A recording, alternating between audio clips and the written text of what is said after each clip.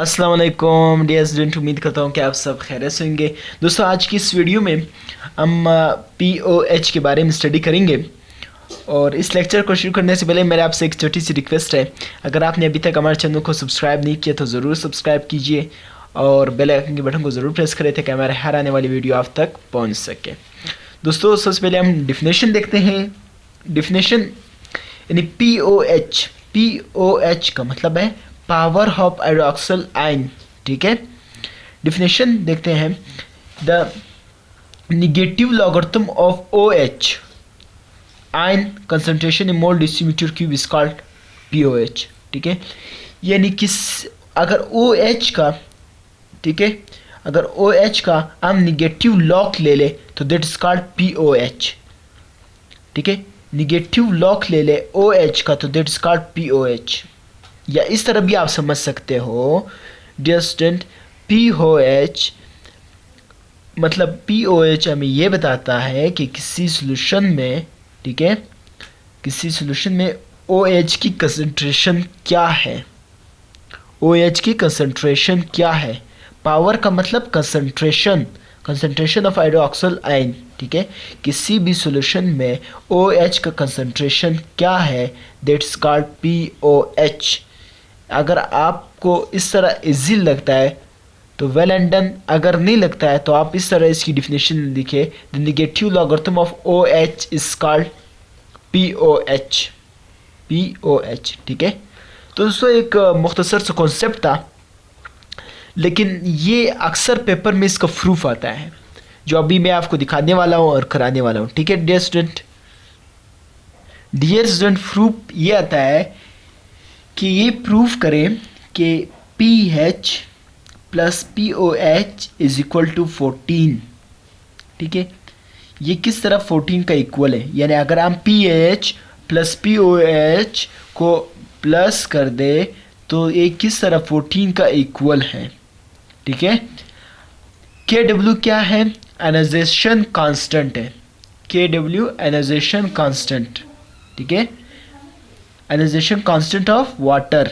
KW क्या है, यहाँ पे मैं लिख भी लेता हूँ, ionization constant of water. Dear student, KW यहाँ पर आयनाइजेशन कांस्टेंट है, यानी जब हम वाटर को आयनाइज कर देंगे तो H और OH बनेगा। यहाँ पर मैं लिख भी लेता हूँ, या खैर आयनाइजेशन कांस्टेंट ऑफ वाटर ये मैंने पिछली लेक्चर्स में यानी डिटेल के साथ समझाया है। आप अगर आपने वो वॉच नहीं किया तो प्लीज़ आप वॉच कीजिए ताकि आपको ये समझ आ सके। आयनाइजेशन कांस्टेंट ऑफ वाटर, के आयनाइजेशन कांस्टेंट है, W मैंने इस वजह से लगाया कि आयनाइजेशन कांस्टेंट ऑफ वाटर, जब हम वाटर को आयनाइज कर देंगे तो H और OH बनेगा। ठीक है डियर स्टूडेंट, H और OH हमारे साथ बनेगा। 825 सेंटीग्रेड पर इसकी जो वैल्यू है, जो कंसंट्रेशन है वो है 1.010⁻⁻14। KW की वैल्यू ये है। ठीक है, 825 सेंटीग्रेड। ठीक है, अभी हम KW की वैल्यू यहाँ पे लिखेंगे। KW की जगह KW की वैल्यू लिखा, H उसी तरह लिखा, OH उसी तरह लिखा। ठीक है, ए वैल्यू इसकी इक्वल हुआ डियर स्टूडेंट। ठीक है, अभी आगे हम taking log on both side लेंगे। Taking log on both side एक दफ़ा फिर समझा लेता हूँ डियर स्टूडेंट। आपने ये प्रूफ करना है कि PH प्लस POH किस तरह 14 का इक्वल है। ठीक है, फिर हमने क्या किया, आयनाइजेशन कांस्टेंट ऑफ वाटर लगाया, यानी जब हम वाटर को आयनाइज कर देंगे तो H और OH बनेगा, यानी जब हम वाटर को तोड़ देंगे तो H और OH बनेगा। फिर हमने ये भी देखा था कि ionization constant of water is equal to 1.010⁻⁻14। ठीक है, 825 सेंटीग्रेड, यानी KW की जो वैल्यू है वो ये 1.010⁻⁻14 825 सेंटीग्रेड। ठीक है डियर स्टूडेंट, अभी मैं क्या करता हूँ, हमें किसकी वैल्यू चाहिए, H उसी तरह, OH उसी तरह लिख देंगे, KW की जगह उसकी वैल्यू लगा देंगे। KW की जगह उसकी वैल्यू, H उसी तरह, OH उसी तरह। अभी हम क्या करना है, लॉग लेंगे, इस साइड भी लॉग लेंगे, इस साइड भी लॉग लेंगे, तो लिखेंगे हम taking log on both side, यानी इस साइड भी हमने लॉग लिया, इस साइड भी हमने लॉग लिया डियर स्टूडेंट। ठीक है, अभी हम लॉग लेंगे डियर स्टूडेंट। तो लॉग लेने के बाद, ठीक है, जब हमने लॉग लिया तो लॉग 1.010⁻⁻14 यानी इस वैल्यू का लॉग लिया, फिर लॉग इसका लिया, फिर प्लस लॉग 0 OH का लिया, ठीक है, हाइड्रो ऑक्साइड, ठीक है। ये इसके लॉग हमने लिया। अभी मैं कैलकुलेटर से आपको करा लेता हूँ ताकि आपको बेहतर समझ आ सके। डियर स्टूडेंट, तो यहाँ पर अभी मैं कैलकुलेटर में इनकी वैल्यू सर्च करूँगा। पहले लॉग लगाऊंगा, लॉग लगा दिया, ठीक है, फिर ये वैल्यू लगाऊंगा, ये वैल्यू, ठीक है, यानी ये, ठीक है, 1.0, ये 10 पावर के लिए ये लगाऊंगा, ये वाली बटन, ठीक है, 10 पावर -14,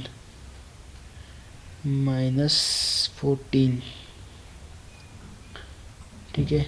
तो देखो, आप देख सकते हैं -14 आंसर आए, ठीक है। फिर यानी इन सब के साथ मैं माइनस मल्टीप्लाई करूँगा क्योंकि यहाँ पे भी माइनस आ रहा है, माइनस लॉग प्लस उसी तरह फिर माइनस लॉग OH।